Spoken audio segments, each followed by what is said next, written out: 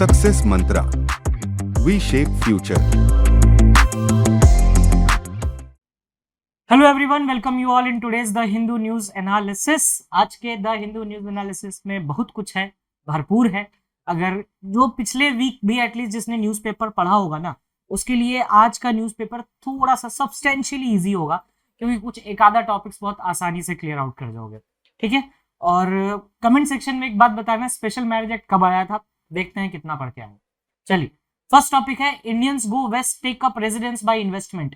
देखो, ये जो टॉपिक है ना, रेजिडेंस बाय इन्वेस्टमेंट, ये आप लोग को मे भी लग रहा होगी फर्स्ट पेज पे है, इकोनॉमी से रिलेटेड है। Boss, it is not related to economy at all. ये पार्ट जो है आपका, वो पॉलिटी से रिलेट होगा, और आपने इस चीज को 10th ऑफ फेब को, जो कि आपके वैलेंटाइंस का प्यारा सा हफ्ता चल रहा था, उसी में था ये। ठीक है, सिटीजनशिप देखेंगे, एक एक करके चीजों को देखेंगे। I try to revise that part also, और फिर देखेंगे कि how it is connected to this very particular part. ठीक है, इसे डाइवर्स करके नहीं देखना है। Telangana Teja chilli is hot property in many nations. ये तेजा चिली थोड़ा सा इंपॉर्टेंट है, क्योंकि इसका एक्सपोर्ट जो है वो इंडिया सबसे ज्यादा होता है। Basically south East Asian countries में या फिर चाइना में बात करो तो इनका ट्रेड बहुत होता है। तो देखेंगे एग्जैक्टली क्या है। ठीक है, the Supreme Court on sealed cover jurisprudence. Sealed cover jurisprudence जो है, ये वाला जो पर्टिकुलर टॉपिक है आपका, दो एस्पेक्ट पे काम करेगा। अगर आप देखो तो सीए का तो पार्ट है ही बॉस, उसमें तो कोई दो राय है नहीं। ये लीगल का पार्ट है, और एग्जाम्स में ले लो तो एमएच सेट, स्लैट, डीयू, इनमें बड़े अच्छे क्वेश्चंस बन सकते हैं अगर किसी ने सोचा इस पर क्वेश्चन बनाना तो। और कैसे क्वेश्चन बनेगा वो भी अपन देखेंगे। Fourth is the curious case of the disqualification of a politician. ये हम लोगों ने बहुत पढ़ा था, एक्सपंक्शन से रिलेटेड। एक्सपंक्शन क्या होता है वो भी बताएंगे एट लास्ट, जब हम इस टॉपिक को डील कर रहे होंगे। And last is the Parker solar probe. एक बीच में टॉपिक और related to the military exercise, तो उसको भी थोड़ा बहुत देखते हुए चलेंगे। ठीक है, आई होप कि I am clear cut on this, और कोई भी डाउट हो तो प्लीज मेंशन करो कमेंट सेक्शन में, है ना। चलिए स्टार्ट करते हैं। तो ये डेटा निकला है, और इस डेटा के हिसाब से जो इन्वेस्टमेंट है इन द वेस्ट, वो बहुत ज्यादा बढ़ा है इंडियंस के थ्रू। तो इन्वेस्टमेंट कैसे बढ़ेगा बहुत ज्यादा, जब कोई यहां से जाएगा और किसी भी तरीके से वहां पे इन्वेस्ट करेगा, कॉलेज में, ट्यूशंस में, XYZ चीजों में इन्वेस्ट करेंगे लोग। तो यहां पर एक लाइन लिखा होगा, अगर गौर करते हैं आप, as many as 2.25 lakh Indians renounced Indian citizenship in 2022, highest in the past decade. और ये data ministry of economic affairs ने निकाला था 9th ऑफ फेब को, जिसको हम लोगों ने डिस्कस भी किया था 10th ऑफ फेब को, जिसमें पूरा डाटा था कि कैसे कैसे लोग सिटीजनशिप छोड़ रहे हैं। तो हम लोगों ने उसमें मल्टीपल चीजें पढ़ी थी, एक्वायर करना सिटीजनशिप को, रिनाउंस करना, कैसे होती है सिटीजनशिप, क्या क्या कॉन्स्टिट्यूशनल प्रोविजंस है। तो पहले अपन कॉन्स्टिट्यूशनल प्रोविजंस देखेंगे, उसके बाद अपन इस पे आएंगे, फिर उसके बाद देखेंगे ये इन्वेस्टमेंट वाला का क्या चक्कर है। ठीक है, तो चलो पहले कॉन्स्टिट्यूशन वाले पार्ट पे जाते हैं। हमारा मेन एस्पेक्ट क्या है, सिटीजनशिप, तो वो लिख लेते हैं बीच में हमेशा की तरह। तो ये तो हो गया हमारा आज का एस्पेक्ट। ठीक है, जब इंडियन कॉन्स्टिट्यूशन की बात की जाए तो पार्ट 2 जो है आपका कॉन्स्टिट्यूशन का, वो डील करता है सिटीजनशिप से। ठीक है, पार्ट 2 का अगर आप देखो, आर्टिकल 5 से 11 जो है वो डील करता है सिटीजनशिप से। ये भी article 5 to 11 part 2 of the Indian constitution deals with the citizenship thing. अब एक चीज देखना इसमें, जब आप ये पढ़ोगे तो इस आर्टिकल को पढ़ने से इतना तो क्लियर नहीं होगा कि कैसे सिटीजनशिप एक्वायर होती है। उसके लिए हमने अलग से व्यवस्था की है, टेंशन मत लेना। आपको डायरेक्टली या तो यहां से क्वेश्चन आएगा या यहां से क्वेश्चन आ सकता है, which part of the constitution deals with the citizenship.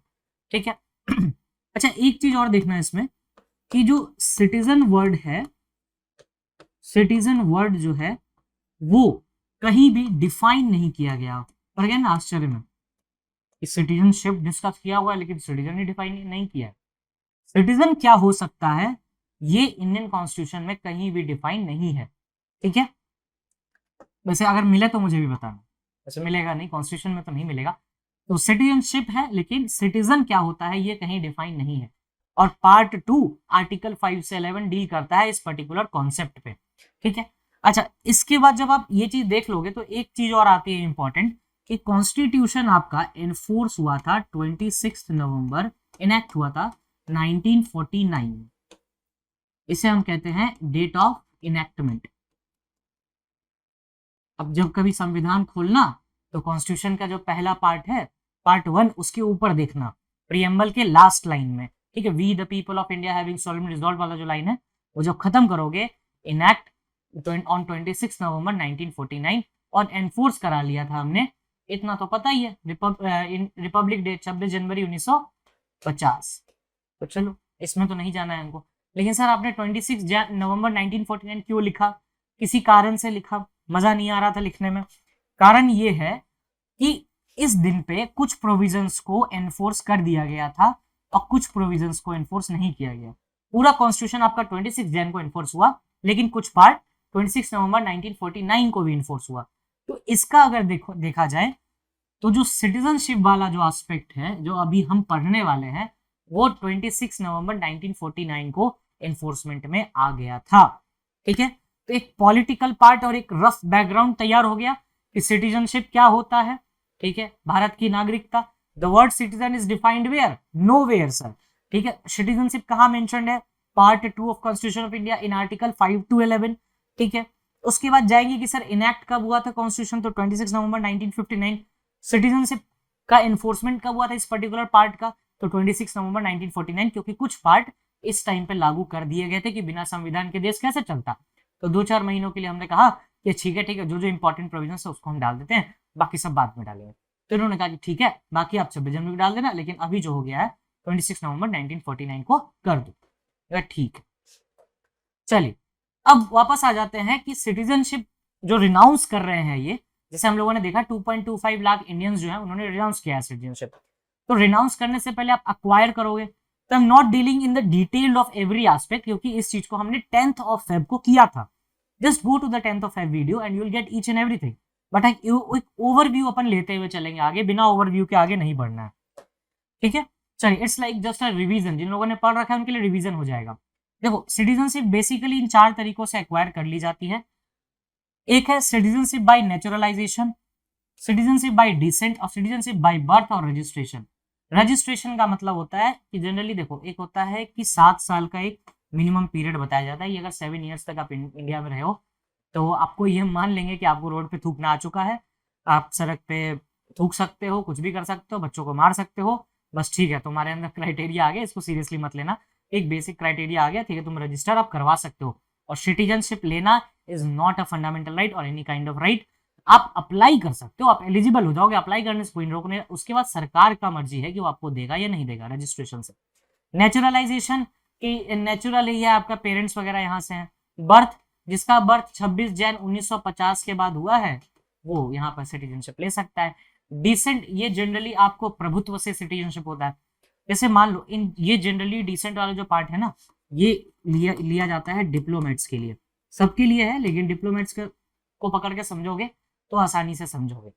इसमें क्या होता है, लेट सपोज कि कोई डिप्लोमेट्स है या राजदूत है, वो बाहर किसी कंट्री में पोस्टेड है, let suppose someone is posted in China. ठीक है, अब चाइना में उसकी शादी हो चुकी है, वहां अगर जाता है वो और उसका कोई बेबी डिलीवरी होती है वहां पे, तो उस बच्चे का सिटीजनशिप चाइनीज नहीं हो जाएगा, वो इंडियन सिटीजनशिप होगा। बस ये देखा जाएगा कि क्या जिससे वो डिसेंट हो रहा है, जैसे मान लीजिए कि वो डिप्लोमेट कहाँ का, इंडिया का, ठीक है, उसे अपने आप सिटीजनशिप मिल जाएगी, माना जाएगा कि इज बॉर्न इन इंडिया। ठीक है, ये चीजें क्लियर हो गई होंगी आई गेस, कि एक थोड़ा सा ओवरव्यू ले लिया। अब जिनको डिटेल में पढ़ना है एक बार 10th फेब का वीडियो देख के आओगे। अब लॉस ऑफ सिटीजनशिप ये भी देखा था हमने कि बेसिकली 3 तरह से लॉस होता है, रिनंशिएशन, टर्मिनेशन और डेप्रीवेशन। ठीक है, अभी जनरली जो सिटीजनशिप लोगों ने छोड़ा है ना, 2,25,000 लोग इस साल, उनका रिनंशिएशन से हुआ है। ठीक है, रिनंशिएशन का मतलब होता है कि हम सिटीजनशिप छोड़ रहे हैं, हम किसी और जगह सिटीजनशिप लेना चाहते हैं, हमने छोड़ दी सिटीजनशिप। टर्मिनेशन का मतलब होता है I am a citizen of India और कल जाके हम कनाडा का सिटीजनशिप ले लेंगे तो मेरा अपने आप टर्मिनेट हो जाएगा इंडिया का citizenship, I will not be now citizen of India. क्योंकि हमारे यहाँ एक कॉन्सेप्ट है that is the single citizenship. Single citizenship है ना, जैसे वैसे भी तो आधे से ज्यादा लोग तो सिंगल ही हो गए, तो ज्यादा अच्छे से रिलेट कर पाओगे। तो सिंगल सिटीजनशिप हमारे यहाँ का कॉन्सेप्ट है कि एक बार में एक ही जगह का सिटीजनशिप ले सकते हो, 10 जगह का लेके नहीं रह सकते कि हम इराक के भी सिटीजन है, हम ईरान के भी सिटीजन है, हम उज्बेकिस्तान के भी सिटीजन है, हम पाकिस्तान के भी, हम इंडिया के भी नहीं। अगर इंडियन सिटीजनशिप है और कल होके कहीं और की सिटीजनशिप ले लेते हो तो आपकी सिटीजनशिप ऑटोमेटिकली टर्मिनेट हो जाएगी। बस ठीक है, फिर डेप्रीवेशन क्या होता है? डेप्रीवेशन हरकतें ठीक नहीं है तो सिटीजनशिप छोड़ दी, आपको आपकी खींच ली जाएगी सिटीजनशिप वापस। जनरली क्या होता है, अगर आप कोई सिटीजनशिप फ्रॉड से या इलीगल तरीके से लेते हो या फिर अनलॉफुल रजिस्ट्रेशन से लेते हो, तो वहां पर अगर पता चलता है कि आपकी ये चीज अनलॉफुल है, इलीगल है, फ्रॉड है, या फिर डिसलॉयलिटी दिखाते हो इंडिया की तरफ, तो आपकी सिटीजनशिप छीन ली जाएगी। ठीक है, और यहाँ पर be a citizen within the 5 years after naturalisation being imprisoned in any country for 2 years। जैसे मान लो कि आपको सिटीजनशिप मिल गई नेचुरलाइजेशन और रजिस्ट्रेशन से, उसके बाद किसी और कंट्री में जाके करा है कांड, तो हो गया इम्प्रिजनमेंट, इम्प्रिजनमेंट किया, वहां पे 2 साल से ज्यादा की सजा मिल गई, तो आपका सिटीजनशिप हम यहाँ से खत्म कर देंगे। सिंपल, हम ये बोलेंगे आप हमारे देश के नहीं हो, आपको आप नहीं मान सकते कि हमारे देश का आदमी ऐसा काम करेगा। ठीक है, चलिए, आई होप कि यहाँ पर क्लियर होगा वो 4 तरीका और ये 3 तरीका। अब एक चीज समझ में आ गई कि भाई सिटीजनशिप ले सकते हैं और छोड़ी भी जा सकती है या फिर छीनी जा सकती है। तो यहाँ पर एक मेन चीज आता है हाई नेट वर्थ इंडिविजुअल्स। ये बढ़ा है, ये data high net worth individual जो है बढ़ा है। अब ये कनाडा वगैरह कंट्री के नाम पढ़ोगे तो कनाडा है, मेक्सिको है, इन सब जगह पे बहुत ज्यादा इंडियंस रह रहे हैं जो वहां पर स्टूडेंट वीजा या फिर वर्क वीजा पे काम कर रहे हैं। तो हाई नेट वर्थ इनकम बढ़ेगा इंडिविजुअल का। तो हाई नेट इनकम होता क्या है, हाई नेट वर्थ इनकम होता क्या है? जब आपकी वर्थ $1 मिलियन या फिर 8.2 करोड़ से ऊपर हो जाती है तो उसे हम कहते हैं HNI। तो अगर आपसे क्वेश्चन आए HNI क्या होता है, सर जिसके पास भी जो वेल्थ है वो इंडियन करेंसी में बात करें तो 8.2 करोड़ से ज्यादा की वेल्थ है या फिर $1 मिलियन की वेल्थ है, बाहर से कमा रहा है, तो उसे हम कहेंगे HNI, high net worth individuals are moving west in search of better opportunities, health care, quality of life, education among other factors. मतलब जिनकी नेटवर्थ 8-8.5 करोड़ के आसपास है वही लोग मूव कर रहे हैं बाहर, यानी इन्वेस्टमेंट तो दूसरी कंट्री में होगा ना ज्यादातर, और उनकी अगर डॉलर्स में देखा जाए तो $1 मिलियन, $1 मिलियन से जिसके पास ज्यादा है या फिर 8.2 करोड़ से ज्यादा है वही लोग ये मूव कर रहे हैं, उन्हें हम कहते हैं हाई नेट वर्थ इंडिविजुअल। ठीक है, कॉन्सेप्ट था हाई नेट वर्थ इंडिविजुअल, लेकिन जब तक आप सिटीजनशिप का पॉलिटिकल पार्ट नहीं देखोगे, सिटीजनशिप का करंट एस्पेक्ट नहीं देखोगे, एक्वायरिंग और रिमूवल ऑफ सिटीजनशिप नहीं देखोगे, तब तक आप removal my bad termination of citizenship नहीं देखोगे, तब तक आप इस एस्पेक्ट को नहीं समझ सकते। लोग वहां जा रहे हैं, सर कैसे जा रहे हैं? प्रोसेस है भाई साहब, कॉन्स्टिट्यूशन में पूरा पूरा प्रोसेस है। अब ये बढ़ रहा है, देखो ये डेटा बढ़ रहा है, जैसे ये छोड़ने का डेटा है बाय द वे, ये देखो ये हमेशा बढ़ रहा है, बीच में थोड़ा रुका, मे बी ये कोविड का टाइम हो, उसके बाद से फिर ये वापस से बढ़ना शुरू कर दिया। तो ये है, बस इसमें एक चीज याद रखना, HNI में कौन कौन से आते हैं, या तो $1 मिलियन या फिर 8.2 CR, इतने वाले ही लोग इसमें मूव कर रहे हैं, और इतने को ही हम कहते हैं HNI, हाई नेट इनकम वाले लोग। चलिए अपने नेक्स्ट टॉपिक पे अब जंप करेंगे, और ये आपका रिपोर्ट है हेनले ग्लोबल सिटीजन्स का रिपोर्ट, जिसने 2021 में भी कहा था कि 1.49 लाख HNI जो हैं वो 9 सिटीज में मिलते हैं, मुंबई, कोलकाता, जनरली बड़े बड़े सिटीज जो है मेट्रो सिटीज उनमें मिलेंगे। Now Telangana Teja chilli is hot property in many nations. इस चिली की खास बात, एक बात है, कभी अगर ट्राई करना हो तो घर में भी जो चिली है उसके साथ ट्राई करना, इस चिली को हाथ में लगाने के बाद जब आंख में लगाओगे तो वो भी दिखेगा जो भगवान ने तुम्हारे लिए प्लान किया है, सब कुछ दिखने लगता है, साफ साफ दिखने लगता है, आंखों का पर्दा हट जाता है इसको आंख में लगाने के बाद। एक बार बस ट्राई मत करना, ये ट्राई अगर करना भी है तो एक्सपर्ट्स के गाइडेंस में, वो डिस्क्लेमर चलता है ना, तो वही वाला डिस्क्लेमर है। चलिए ये जो तेजा चिली है ये जनरली साउथ का है, ठीक है, और इसका जो एस्पेक्ट है हम पढ़ेंगे ट्रेड के एस्पेक्ट से। इसका ट्रेड आपको मल्टीपल कंट्रीज में होता है, साउथ ईस्ट एशियन कंट्रीज में, ठीक है। अब उसके बाद और भी अगर देखना है तो इसमें एक आधा कंट्री जोड़ लो, चाइना में भी इसकी बहुत ज्यादा डिमांड है, अच्छी खासी ट्रेड होती है, और इंडिया इसका one of the largest exporter है। लेकिन हमें देखना है कि सर ये किस ग्रुप का है, और इससे रिलेटेड थोड़ी बहुत इंफॉर्मेशन जो हमारे एग्जाम में आता है। तो तेजा चिली जो है famous for its culinary, medicinal and other wide ranging issues, बहुत सारे इसके मतलब बेनिफिट्स हैं। एक अगर आपने नाम सुना होगा कभी पेपर स्प्रे का, है ना, कभी भगवान न करे आप पे पड़े या हरकतें किसी की ऐसी हों जिसके ऊपर ये पेपर स्प्रे पड़े, तो पेपर स्प्रे में इसी का यूज होता है, ये मेन इंग्रेडिएंट होता है। इसलिए लोग कहा जाता है इसको आंखों में लगाने के बाद आपको वो भी दिखेगा जो आप देखना नहीं चाहते हैं, ठीक है, या जो भगवान ने आपके लिए प्लान करके रखा है वो भी दिखने लगेगा। अच्छा, ये कौन से स्टेट का है? ये खम्मम एग्रीकल्चर मार्केट से ये चीज बिलोंग करती है। लार्जेस्ट चिली मार्केट यार्ड है the district headquarter town of Khammam का। तो ये खम्मम याद रखना कि Teja red chilli belong to which, तो खम्मम, खम्मम डिस्ट्रिक्ट। और इसके मेडिसिनल और कलनरी बहुत सारे यूजेस हैं। Khammam district is the largest producer of the Teja variety of red chilli, is the leading exporter. जो प्रोड्यूसर होगा वही सबसे बड़ा एक्सपोर्टर होगा, इसमें कोई बहस ही नहीं है। तो China, Bangladesh, south East Asian. अच्छा, ये कौन से पोर्ट से एक्सपोर्ट किया जाता है? तो ये इंपॉर्टेंट है, चेन्नई पोर्ट। एक होता नहीं कि ले तो जा रहे, कहां से ले जा रहे ये तो बताओ, ठीक है। दो चीजें याद रखना, खम्मम और चेन्नई पोर्ट, ठीक है, खम्मम या फिर चेन्नई पोर्ट, ये दो चीजें रखना कि तेजा चिली जो है खम्मम से चेन्नई पोर्ट होते हुए वो निकलता है, और South East Asian countries, Bangladesh, SAARC के कंट्रीज मान लो, बांग्लादेश, चाइना, अगर जितने भी कंट्रीज है, मंगोलिया, उसमें इसको एक्सपोर्ट कराया जाता है। तेजा चिली ये 5 वेराइटी है। देखिए, गुंटूर चिली होता है प्रॉपर, जैसे होता है ना किसी भी चीज की पार्ट्स होते हैं, जैसे गरम मसाला है तो बहुत तरह के गरम मसाला होता है, रेड चिली, तो एक गुंटूर चिली होता है, उसके पार्ट्स होते हैं, उसका फिर एक पार्ट है तेजा चिली जो कि बड़ा फेमस है। गुंटूर सनम S4 type is the most famous type among the chillies and has a large demand through out the world. It grows widely in Guntur, Prakasam, Warangal, Khammam and Andhra. ये मिल गया खम्मम डिस्ट्रिक्ट, ये आपका जो खम्मम में है यही है तेजा चिली, जो कि एक पार्ट है गुंटूर का। तो ये कहाँ से एक्सपोर्ट होता है? खम्मम डिस्ट्रिक्ट से। किस पोर्ट से एक्सपोर्ट होता है? चेन्नई पोर्ट से। कहाँ एक्सपोर्ट होगा भाई साहब? चेन्नई हो, चाइना होगा, बांग्लादेश होगा, other south East Asian countries में एक्सपोर्ट इसका होगा। बस इतनी पे बहस खत्म, इससे ज्यादा इसमें कुछ मत करना। एक आधा पोर्ट का नाम याद रखो, अगर एग्जाम में आता है तो it will be very easy to guess it. Supreme Court on sealed cover jurisprudence काफी इंपॉर्टेंट है। ये है क्या? पहली बात तो ये जानो, सील्ड कवर ज्यूरिस्प्रूडेंस होती क्या है। देखिए, जब भी कोई डॉक्यूमेंट होता है ना, लेट सपोज कि एक रिपोर्ट तैयार की गई, एक रिपोर्ट तैयार की गई, किसी के भी अगेंस्ट तैयार करा लो, अगेंस्ट XYZ, ठीक है, XYZ कोई पर्सन है जिसके अगेंस्ट ये रिपोर्ट तैयार हुई। अच्छा, अब ये रिपोर्ट में क्या है? कुछ ऐसा कॉन्फिडेंशियल चीज है, कॉन्फिडेंशियल चीज है जो कि अगर मार्केट में डाल दी गई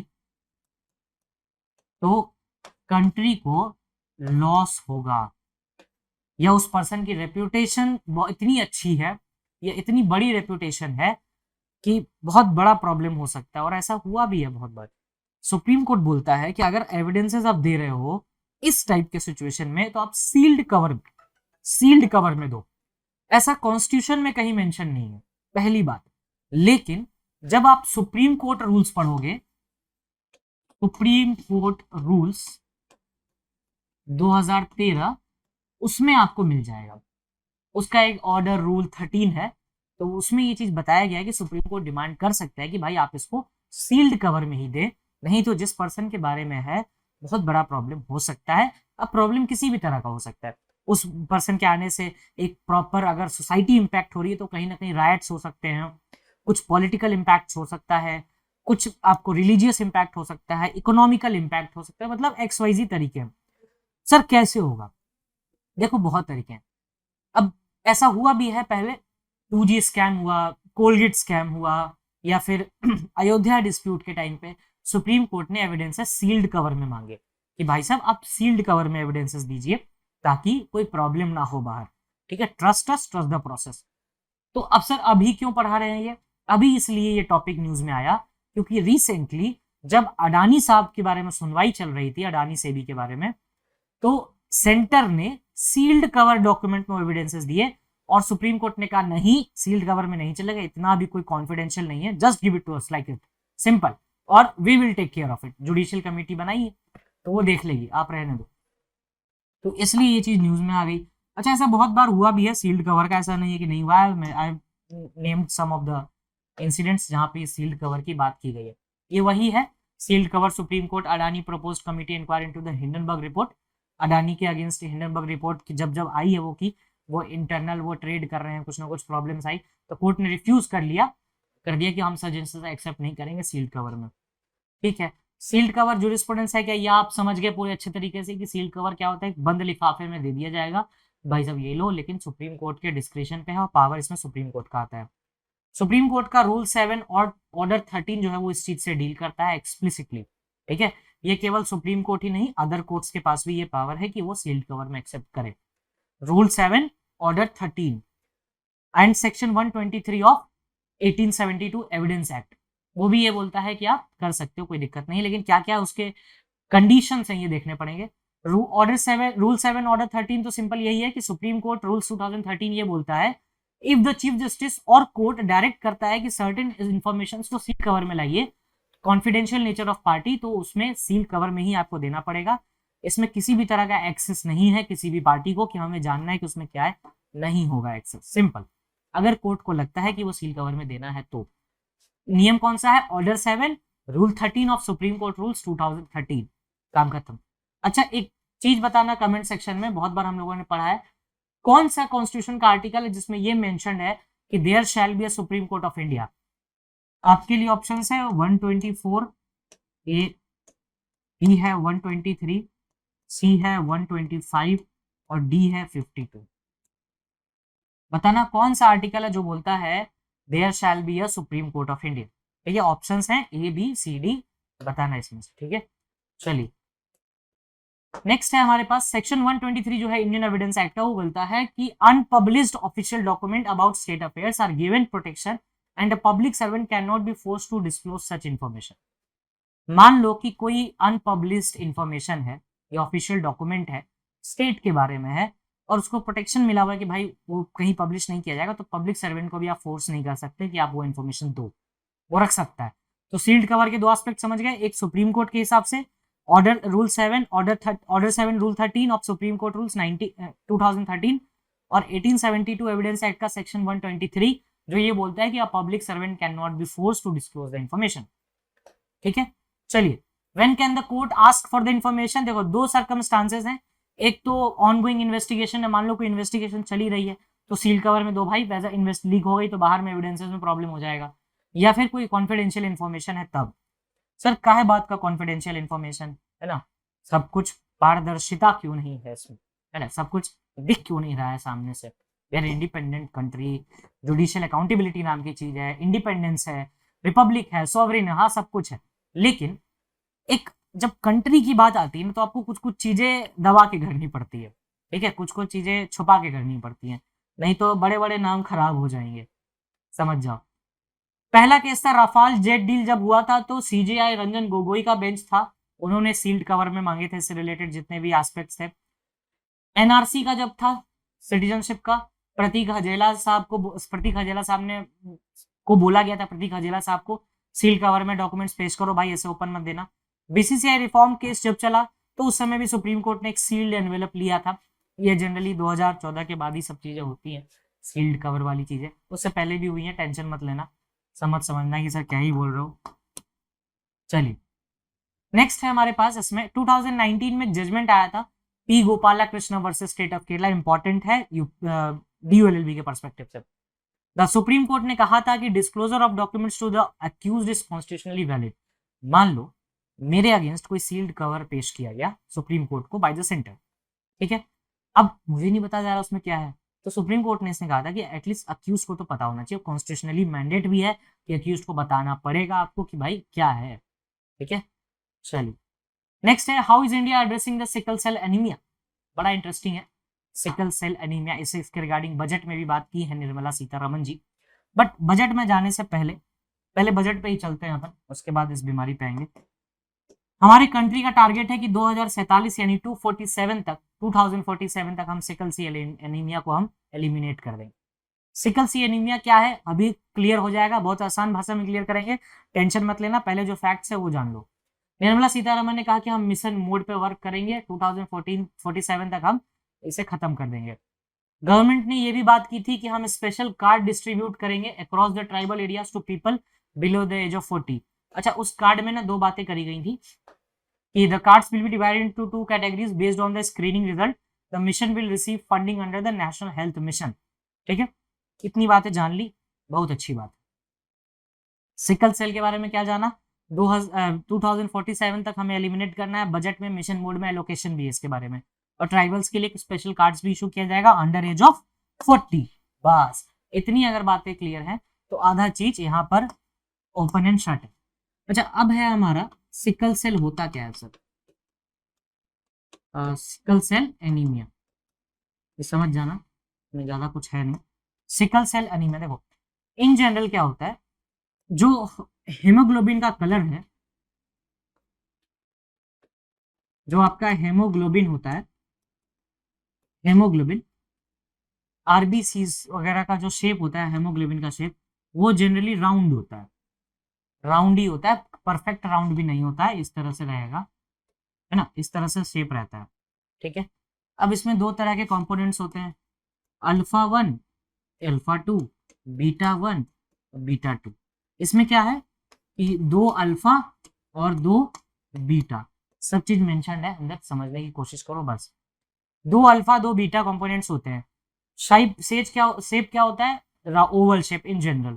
ठीक है, लेकिन जब यहाँ पे प्रॉब्लम आती है ना इस मिक्सचर में अल्फा 1 अल्फा 2 बीटा 1 बीटा 2, तो क्या होता है, होमोग्लोबिन का जो शेप है वो चेंज होना शुरू होता है। कुछ तो बॉडी में प्रॉब्लम आएगा ना, प्रॉब्लम आएगा तो ये जो शेप है वो इस तरह से चेंज हो जाता है। ये बनाना नहीं है, सिकल है। कभी सिकल देखना, वो हसिया बेसिकली जो कहते हैं उसे, जिससे घास वास काटी जाती है, तो ये सिकल के शेप का हो जाता है,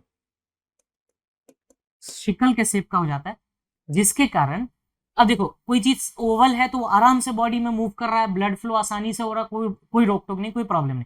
लेकिन जब सिकल होगा, तुम खुद सोचो, अगर किसी हम इस टाइप के ऑब्जेक्ट को यहाँ से पास कराना चाहे तो वो फंसेगा नहीं चीजों में, फंसेगा ऑब्वियसली, वो बॉडी के सिस्टम के अगेंस्ट है, बनावटी के अगेंस्ट है। अब तुम इस पेन में कोई स्क्वायर सा चीज डालने की कोशिश करो, कभी जाएगा नहीं जाएगा।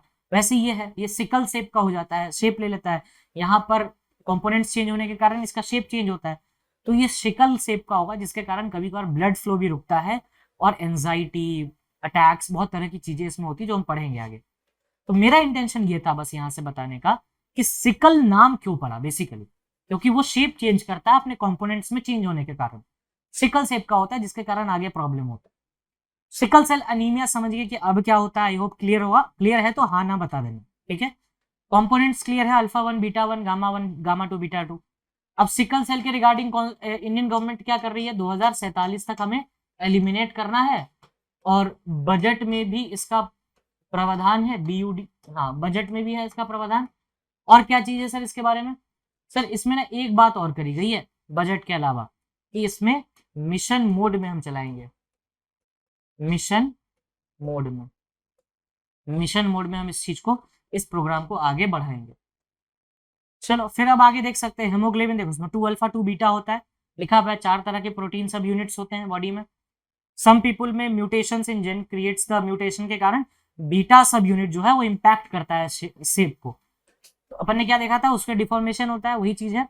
किसका डिफॉर्मेशन होता है, बीटा का, अल्फा का नहीं होता है, जिसके कारण बीटा के चेंज के कारण शेप आपका शिकल शेप का हो जाता है, ओवल से या राउंड से। किसका, ब्लड सेल्स का। Round red blood cells RBCs can move easily through the blood vessels because of its shape, but sickle red blood cells and up slow कर देता है, इवन ब्लॉक कर देता है, जो अभी हम लोगों ने आसान लैंग्वेज में समझा।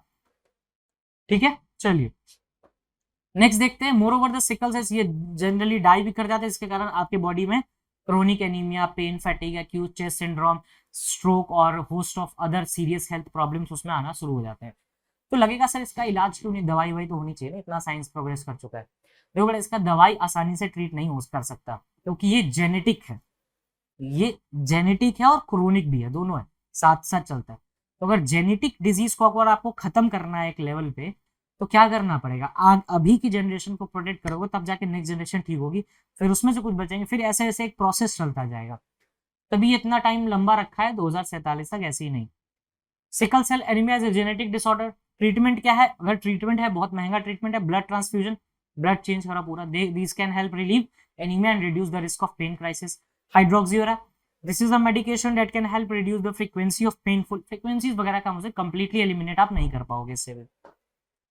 It is can also be treated bone marrow stem cell transplantation, bone marrow stem cell change करवा लो, फिर तो कोई बात ही नहीं है, सबके बस की बात भी नहीं है। गवर्नमेंट इनिशिएटिव क्या है, 2016 में हम लोगों ने एक हेमोग्लोबिन पैथिस इन 2016 में किया था, prevention control of haemoglobin pathies, जो सिकल सेल अनीमिया से रिलेटेड था।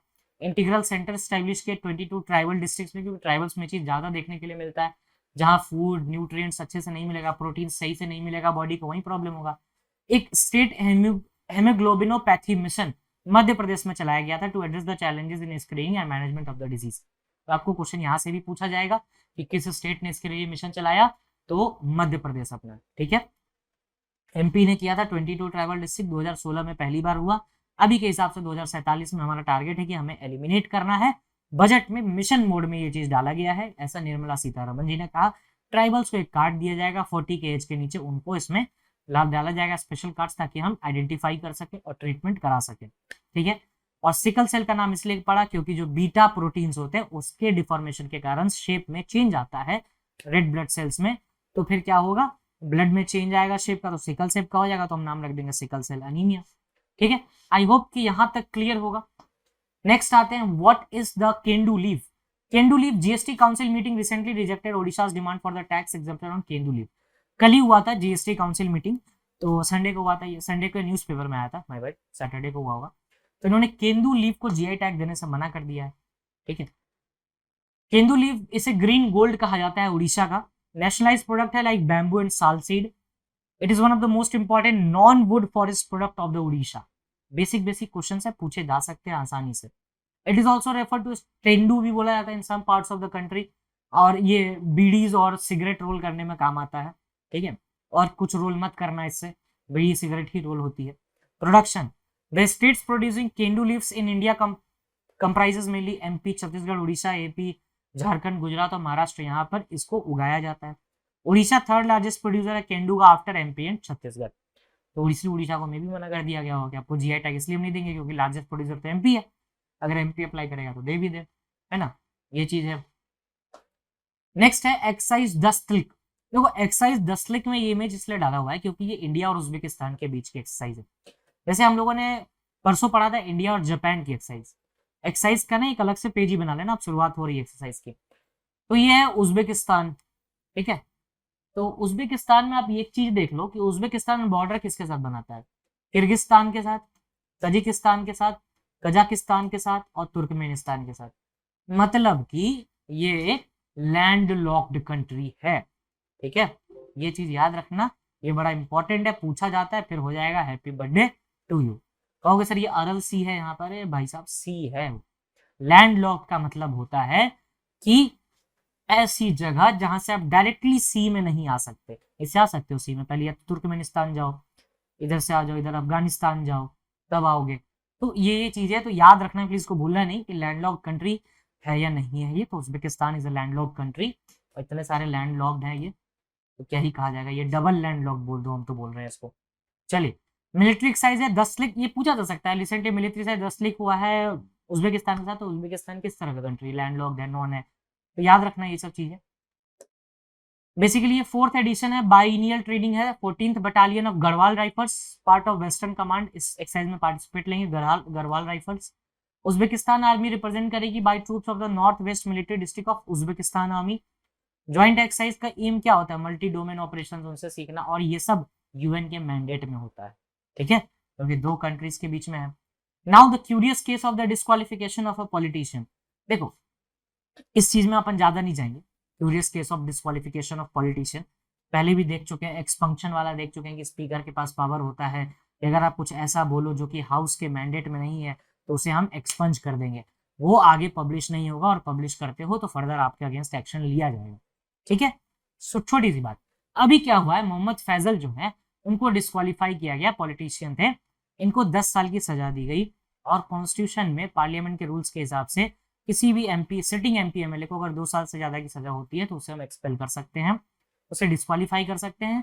और जिस जगह से डिस्क्वालीफाई होगा वहां पर कौन होगा एमएलए एमपी, सेकंड लार्जेस्ट नहीं जो विन किया है, वहां पर एक बाई इलेक्शन कराया जाएगा जिसका खर्चा सरकार उठाती है, देश उठाता है, ठीक है। और ये चीज आर्टिकल 102 में मेंशन है कि डिस्क्वालिफिकेशन के क्या क्या प्रोविजंस होते हैं। डिस्क्वालिफिकेशन जनरली होता है प्रूव्ड या इनकैपेबल है, इंसॉल्वेंट है, या अनसाउंड माइंड है, तो उस बेसिस पे इसको कर दिया जाता है। अनसाउंड माइंड, इंसॉल्वेंट है, ऑफिस ऑफ प्रॉफिट ले रहा है, तो इस चीज पे हम इसे डिस्क्वालीफाइड करते हैं। पार्लियामेंट में और भी तरीके हैं, same analogous provision state legislature का भी है, मतलब जो यहाँ है वही वहाँ है, वहाँ 191 है, यहाँ 102 है। ठीक है, तो ये चीज याद रखना, स्टेट में सेम चीज 191 में दे रखी है और वहीं पे 102 में दे रखी है। ऑफिस ऑफ प्रॉफिट याद रखना, ऑफिस ऑफ प्रॉफिट क्या होता है कि एक ऑफिस में दूसरे ऑफिस का बेनिफिट ले रहे हो। ये सब कर चुके हैं हम पहले। जो रेगुलर है उसके लिए बड़ी आसान सी बात है, बट जो रेगुलर नहीं है उसके लिए हम यही बोलेंगे कि आप 1 तारीख से देखना स्टार्ट कर दो, एटलीस्ट 1 फेब से रिवीजन कर लो तो बहुत अच्छा पकड़ पाओगे फिर। आरपी एक्ट 1951 ये भी बोलता है कि if convicted and sentenced imprisonment for 2 years और more the person is disqualified for the period of imprisonment, और उसके बाद 6 साल तक के लिए फर्दर एक्सटेंड हो सकता है। ठीक है, ये बात कही गई। लेकिन सुप्रीम कोर्ट का एक केस आया, केस का नाम था के प्रभाकरन वर्सेस पी जयराजन। इस केस में कहा गया, सुप्रीम कोर्ट ने कहा कि देखो 2 तरह के लोग होते हैं, एक होता है सिटिंग और एक होता है non sitting candidates for election. दोनों में हम डिफरेंशिएट करेंगे, क्योंकि सिटिंग को अगर आप हटाते हो, जो पहले से ही चुन के आया हुआ है, अगर आप उसको हटा देते हो तो उसकी जगह पे इलेक्शन होगा दूसरा, बाई इलेक्शन, फिर उसमें खर्चा होता है, फालतू क्यों करना है इतना। तो कॉन्सिक्वेंसेस हमने देखा हुआ है सिटिंग एमपी एमएलए का, तो दोनों को हम डिफरेंट ट्रीट करेंगे। और ऐसा किस केस में बोला गया, के प्रभाकरन वर्सेस पी जयरंजन में। नेक्स्ट है हमारे पास 2 जज बेंच बैठी थी एक लिली थॉमस का केस में, जिसमें बताया था कि पार्लियामेंट के पास पावर है 102 के अंदर वो सफिशिएंट प्रोविजंस बनाए। लिली थॉमस के केस में चीज बताई गई थी। तो उस केस में बस इतना देखना, एक कनंड्रम है कि अभी क्या है कि उनको हटा दिया गया है, बट क्या उनको रीइंस्टेट किया जाएगा, क्योंकि लोअर कोर्ट ने उनको सजा दी और हाई कोर्ट ने सेट असाइड कर दिया है अभी। तो ये कनंड्रम पे ही छोड़ा है आर्टिकल, बहुत सही किया। आगे 1-2 बार वो आ रहेगा, तो प्लीज अभी से क्लियर करके रखो तो आगे आसान होगा। अच्छा, अभी रिसेंटली क्या हुआ है, कल की बात है ये, नासा का Parker solar probe power down हो गया, बत्ती बंद हो गई उसकी भाई साहब, ऑफ हो गया। And the mission team expects to come back at online soon. Data बंद हो गया हुआ इसका, है ना, पार्कर सोलर प्रोब का। तो अपन को पार्कर सोलर प्रोब के बारे में पढ़ना है बस। लॉन्च कब हुआ था, 2018 में, and will travel through the sun's atmosphere closer to the surface than any spacecraft before it. मतलब जितना पास जा सकते हो उतना पास जाओ। मीम याद रखना, वो मेरे इतने भी पास मत आओ कि मैं तुम्हें बर्बाद कर दूं। तो ज्यादा ही पास चला गया ये, और यहाँ पर ये ऑफ हो गया। ठीक है, ऑनलाइन से ऑफलाइन हो गया। अब देखते हैं, नासा वालों को लग रहा है कि भाई ये आएगा, ऑनलाइन आएगा, कुछ दिन में तो आएगा। चलिए, जब तक आता है तब तक आप एटलीस्ट इतना पढ़ लो कि पार्कर सोलर प्रोब कब लॉन्च हुआ था, तो 2018 में। ज्यादा पास गया और बर्बाद हो गया। ठीक है, sun's atmosphere this will use Venus की ग्रेविटी को यूज करेगा 7 फ्लाईबाइज से over nearly 7 years to gradually bring its orbit closer to the sun. मतलब धीरे धीरे वो सन के पास जाने की कोशिश करेगा। पार्कर सोलर प्रोब में 3 डिफरेंट साइंस ऑब्जेक्टिव्स हैं इसके। Trace the flow of energy, sun की एनर्जी को ट्रेस करना। प्लाज्मा के डायनेमिक्स को देखना, जो सन का आउटर लेयर होता है। Explore mechanism that accelerate and transport energy particles, ये जो पार्टिकल्स निकल रहे हैं उनके मैकेनिज्म को एक्सप्लोर करो। ठीक है, ये 2-3 चीजें हैं। आप उसको छोड़ सकते हो, कंप्लीटली छोड़ सकते हो, इट्स ओके। और बट पार्कर सोलर प्रोब कब लॉन्च हुआ था ये देख लेना। क्वेश्चन आ सकता है कि पार्कर सोलर प्रोब कब लॉन्च हुआ, स्टैटिक का भी पार्ट बनता है कि सन के पास इतने पास जाने का मिशन पहली बार था किसी का 2018 में।